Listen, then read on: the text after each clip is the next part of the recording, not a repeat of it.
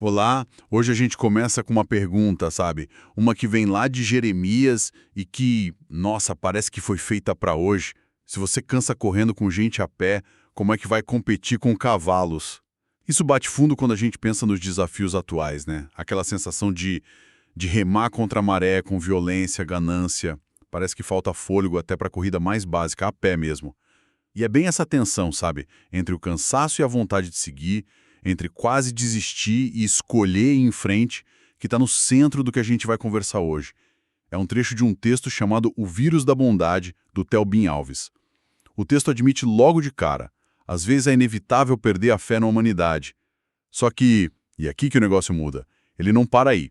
Ele desafia a gente a pensar diferente, a escolher a bondade, o otimismo, a ação, mesmo quando tudo parece, sei lá, meio cinza. Nossa missão aqui, então, é mergulhar nessas ideias, entender esse chamado que o texto faz. Ok, vamos analisar isso. Essa sensação de desânimo que ele descreve, violência, ganância, injustiça, uns querendo mais do que precisam, por que isso soa tão real pra gente? É só notícia ruim ou tem mais coisa aí? Eu acho que é uma mistura, sabe? A gente vive bombardeado de informação, né? E muita notícia negativa. Isso acaba criando uma lente meio pessimista para ver o mundo. Mas tem também uma coisa mais profunda, eu acho. Quando a gente vê atitudes que vão contra a ideia de comunidade, de empatia, é normal sentir a confiança abalada. O legal do texto, e acho que a força dele, logo de cara, é que ele valida isso. Ele não finge que não existe. Ele diz, sim, isso tá aí. É real. Exato, ele não nega o cansaço da corrida a pé. Mas aí ele propõe uma coisa, quase na contramão desse cansaço. Acreditar. O autor fala, mesmo assim, eu escolho acreditar. Como a gente entende essa escolha? É otimismo bobo ou tem algo mais? Eu vejo mais como um ato de vontade, sabe? Uma afirmação de valores que não se deixa levar só pelo que está fora. Não me parece ingenuidade, porque ele parte justamente de reconhecer o lado duro da realidade. É mais uma aposta consciente, quase um ato de fé mesmo, mas na capacidade humana de mudar. E o fascinante é que não é apresentado como algo fácil. É uma decisão, talvez diária. Uma decisão de não se contaminar pelo pessimismo geral. Isso, é como dizer, sei que a corrida é difícil, mas me recuso a parar no meio do caminho.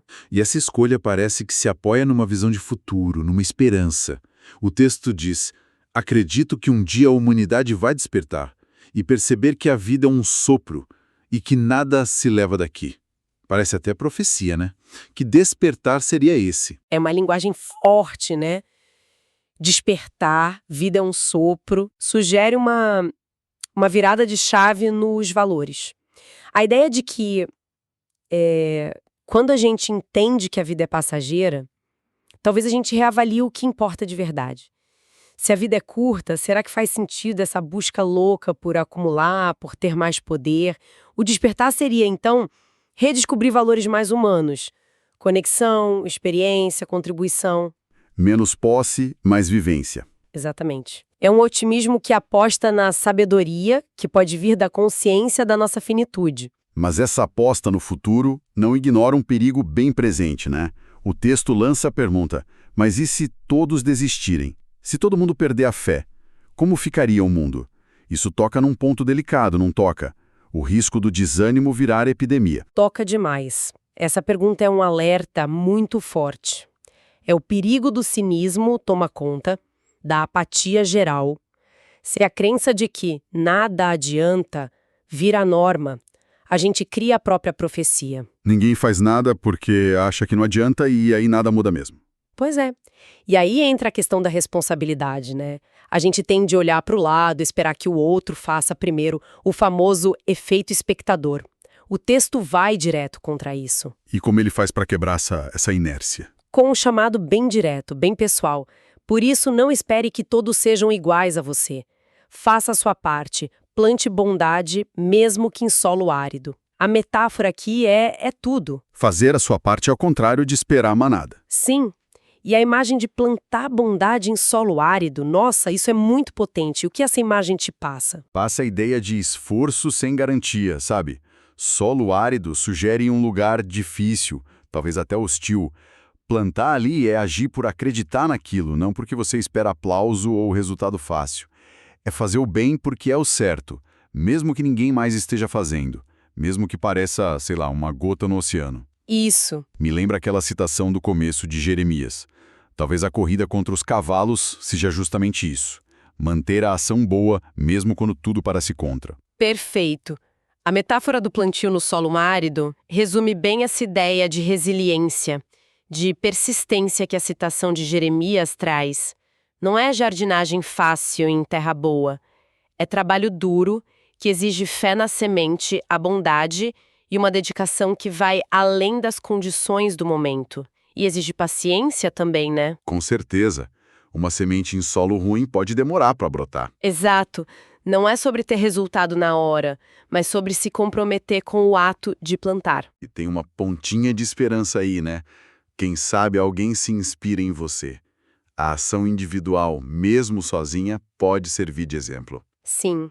E essa ideia de inspirar, de contágio pelo exemplo, leva direto para a metáfora final, que é talvez a mais provocadora do texto. O vírus da bondade. Que escolha de palavra, hein? Muito intencional e subversiva até. Usar vírus, algo que a gente geralmente teme, para falar de bondade, como ela pode se espalhar, o que isso diz pra gente? É quase um curto-circuito no cérebro.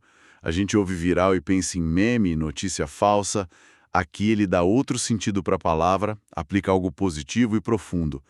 Parece que ele sugere que a bondade pode se espalhar meio invisivelmente, de pessoa para pessoa, mudando o organismo social.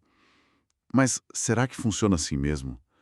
Bondade se espalha como vírus? A ideia de contágio de comportamento, de emoção, existe.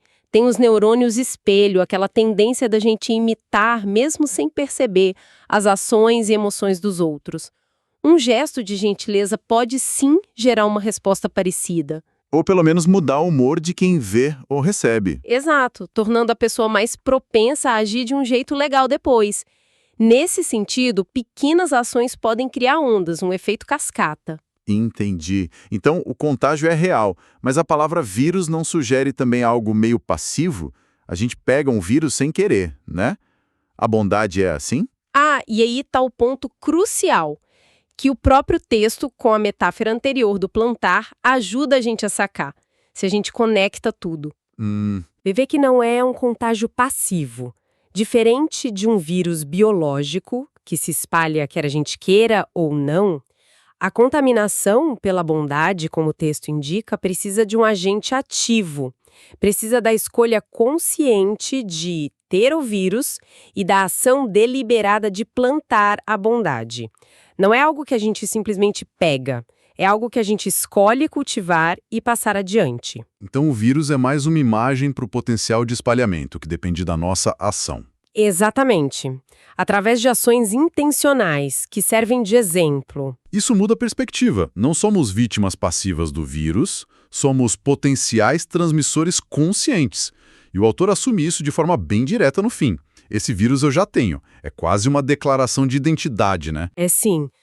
Uma afirmação pessoal que diz, olha, eu já fiz minha escolha, tô nessa de plantar, sou um agente ativo para espalhar essa contaminação do bem. E logo depois dessa declaração ele joga a pergunta para quem tá lendo. E você?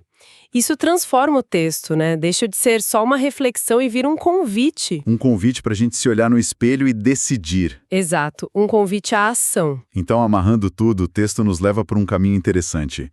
Começa validando o desânimo que a gente sente com o mundo, mas aí afirma a importância da nossa escolha individual pela esperança e pela ação, o tal plantar em solo árido, mesmo quando parece difícil.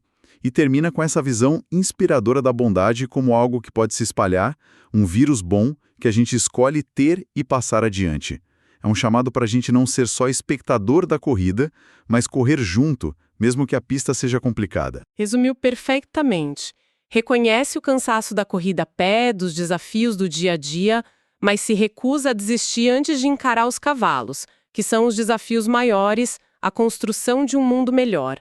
Acredita no despertar lá na frente, mas foca na ação aqui e agora, no plantio diário. E a metáfora do vírus lembra do poder do exemplo, de como estamos conectados. Nossas ações, mesmo pequenas, podem ir mais longe do que a gente imagina. Essa ideia da ação individual como faísca para um incêndio do bem é muito central mesmo. Recapitulando os pontos-chave. Validar o desânimo, focar na escolha consciente, a força da imagem do plantio difícil e essa ressignificação do viral para a bondade. Individual, mesmo sem garantia, já o vírus fala do potencial de espalhar, do efeito coletivo, da dinâmica social. Uma coisa alimenta a outra no texto. A bondade só vira viral porque tem gente escolhendo plantar com persistência, mesmo no solo árido. Não tem contágio. Sem o primeiro gesto, sem o cultivador. Exatamente. Isso deixa a gente com uma pergunta para pensar depois, né? Além do que a gente conversou. Se a bondade se espalha pelo exemplo ativo como um vírus que precisa de gente consciente para se propagar, como a gente pode ser esses vetores de um jeito mais eficaz no dia a dia? Quais seriam as formas práticas, talvez ações mínimas mesmo, para começar essa contaminação positiva nas nossas interações?